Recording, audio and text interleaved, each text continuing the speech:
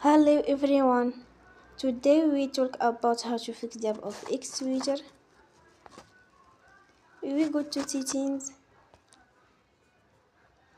Then we click on apps. After that you will search the app X Twitter and you will click. Then you will on for stop. After that you will go to storage. Then we click on clear cache.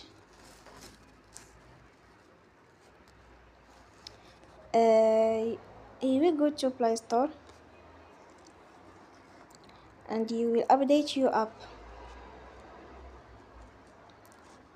Don't forget to support us by like and subscribe.